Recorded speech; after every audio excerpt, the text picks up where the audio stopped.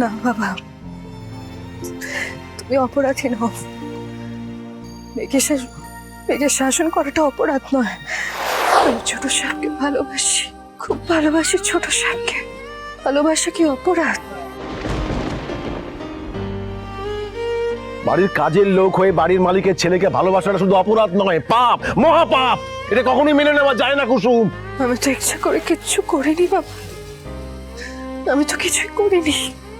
ওই বিজ্ঞাপনের বিয়েতে ছোট সাহেব পর সেজে আমার পাশে বসেছিলেন, নিজের হাতে আমার সিঁথিতে সিঁদুর পরিয়ে দিয়েছিলেন। এত ঝাঁক চমক এইসব তো আমি দেখিনি আগে, আমি এসবের কিছু বুঝিও না। ওই বিজ্ঞাপনের বিয়েতে মণ্ডপে ছোট সাহেবের পাশে বসে বিয়ে করা, পুরোহিত মশাইয়ের সত্যি করে বিয়ের মন্ত্র বলা, বিয়ের সব নিয়ম পালন করা, আগুনকে সাক্ষী রেখে ছোট সাহেবের সাথে 7 পাকে ঘোরা, এই বিয়ের নিয়মগুলোই আমার কাছে সত্যি হয়ে গেছিল। আমার জীবনের সব থেকে বড় সত্যি।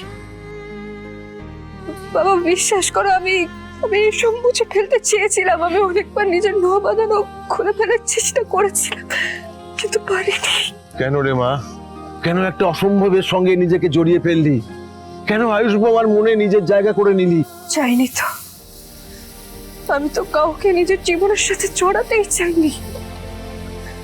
আমি তো এই সম্পর্কটাকে একতরফা পালন করছিলাম।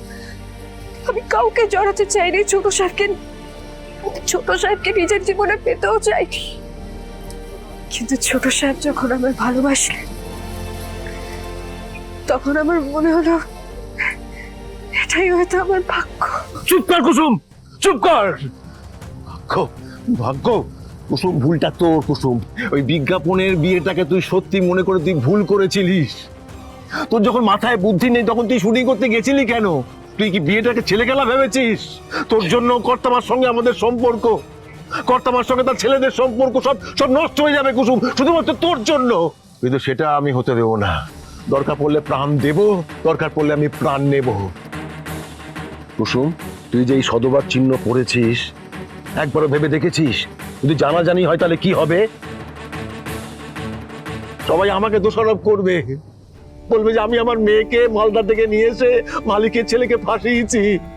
আমার এত বছরে আনুগত্যে সবাই কাদা ছুটবে কুসুম। তুমি শাস্তি দিলে আমি মাথা পেতে নেব বাবা। নিজের হাতে বিষ খাওয়ালে আমি খেয়ে নেব। শাস্তি হিসেবে প্রসাদে বিষ তুমি মিশিয়েছ, তাই না বাবা? তুই জানতিস যে ওই প্রসাদে বিষ মেশানো আছে? হ্যাঁ, গুরুদেব বলেছিলেন না আমার মৃত্যু হবে আমার প্রিয়জনের হাতে। তোমার থেকে বেশি প্রিয় আমার আর কে আছে? কুসুম, তাই জন্য তো তোমার হাতে আমাকে মরতে হবে বাবা। জানি তো, সব জানি। সেদিন রাতে আমি নিজের কানে সব শুনেছিলাম বাবা। আমি তো জানতাম আজ তুমি আমায় মারবে।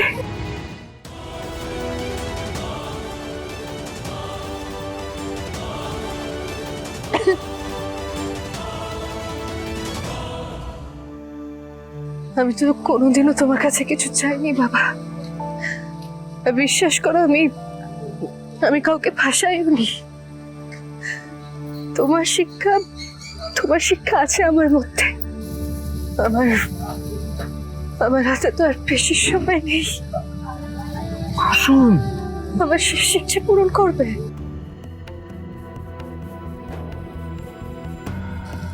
তুমি কথা দাও, তুমি কাউকে বলবে না যে তুমি আমায় বিষ খাইয়েছ। সবাই ভাববে যে তুমি খুন করেছ। সবাই তোমায় খুনের অপবাদ দেবে, আর মেয়ে হয়তো আমি সেটা সহ্য করতে পারি না। কুসুম, আমি কুসুম, কথা দাও কাউকে কিচ্ছু বলবে না। বাবা, আমি না পরের জন্ম তোমার মেয়ে হয়ে জন্মাতে চাই। এই কুসুম, তুই আমায় ক্ষমা করে দে। আমি আমি অপরাধ করেছি কুসুম।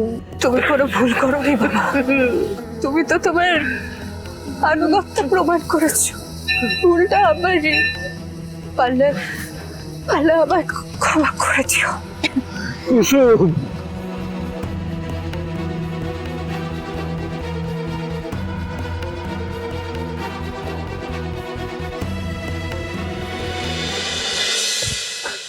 কুসুম, কুসুম, কুসুম, দাদা, কুসুম, কুসুম, তুমি কোথায় আছো?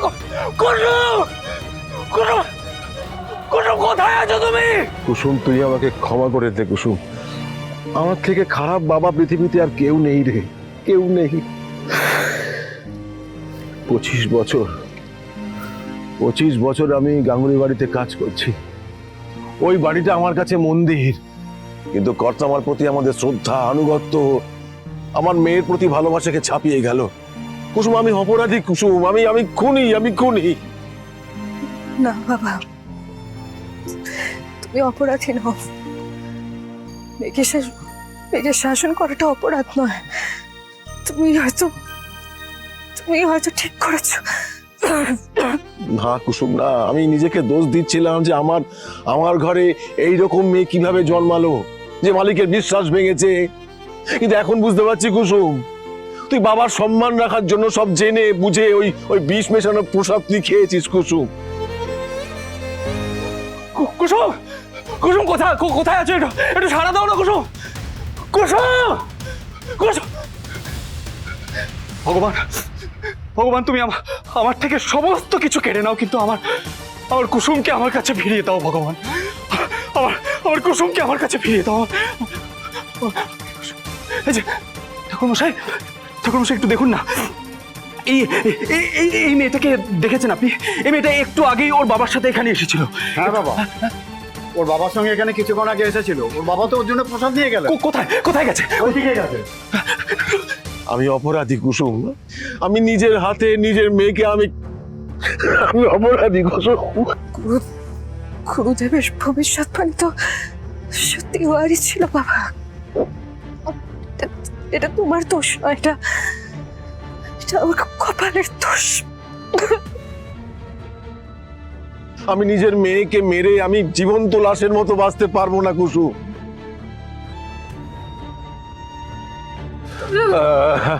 কুসুম, কুসুম, তুই তোর মায়ের কাছে যেতে চাস তো? তুই তোর মায়ের কাছে যেতে চাইছিস? আমিও সঙ্গে যাব।